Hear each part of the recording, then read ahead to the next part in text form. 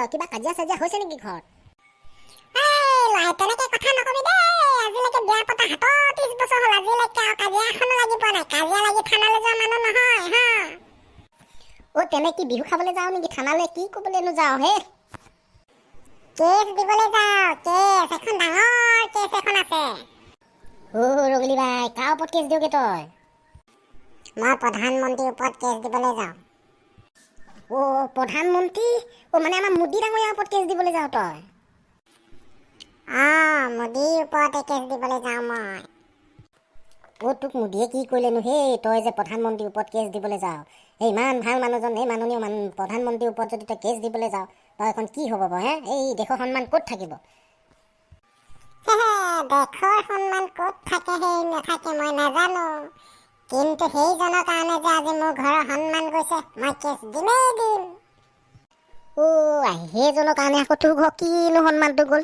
কি হ'লনো বাৰু কচোন ক তেওঁ দিয়া এই লেট্ৰিনটোৰ কাৰণে আজি মোৰ ঘৰত সন্মান একেবাৰে শেষ হ'ল নহয় বুজিছ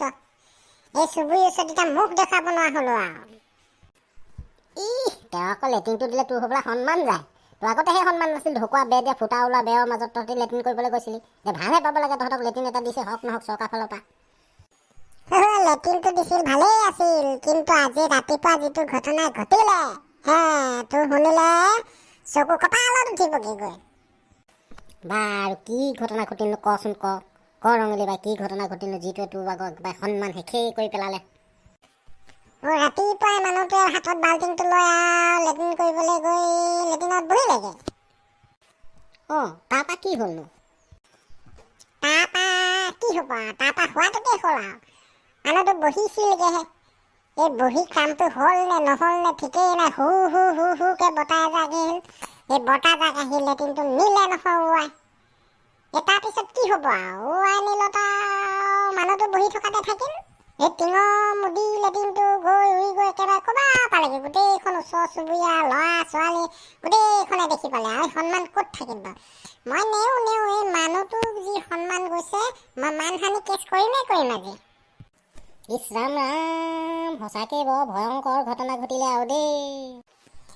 মই যাওঁ এতিয়া তোৰ লগতে লেকচাৰ মাৰি থাকিলে নহয় মই থানাত গৈ কেছটো একদম তাড়াতাড়িকৈ দি থৈ আহোঁ যাতে সোনকালে ইয়াৰ এটা বিচাৰ উচিত ব্যৱস্থা এটা কৰি দিয়ে আৰু ৰঙলি বাই ৰচোন তই প্ৰধানমন্ত্ৰীৰ ওপৰত কেছ দিলেতো কাম নহ'ব নহয় তেনে কাৰ ওপৰতনো কেছ দিলে কাম হ'ব কাৰ ওপৰত কেছ দিম তই কচোন বাৰু তেনেহ'লে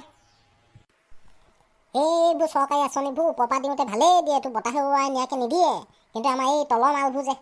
এই তলৰ আমাৰ মালবিলাকে কি কয় এইবিলাক খন ভজন বিয়োগ যোগ ইটো সিটো কৰি ভাগ কৰোঁতে বতাহে উৰুৱা নিচিনা হয়গৈ সেইকাৰণে তই এই কোনে বনাইছিলে তোৰ তাত তাৰ ওপৰত কেছ দিলে তোৰ কাম সমাধান হৈ যাব তই নতুন লেট্ৰিনো পাবি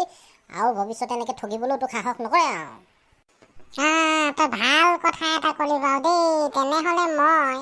আমাৰ মিস্ত্ৰীৰ পৰা আৰম্ভ কৰি কণ্ট্ৰেক্টৰ ঠিকাদাৰ যত যি আছে ইহঁতক গোটেই সোপাকে একেলগতে সামৰি সুতৰি মই কেছ দি দিওঁগৈ তেতিয়া মোৰ কামটো হ'ব আৰু সিহঁতি ভৱিষ্যতে ঠগিবলৈ আৰু সাহস নকৰে আৰু তেতিয়া মই এতিয়া আহিলোহে আৰু দেই মই দেৰি কৰি নাথাকোঁ দেই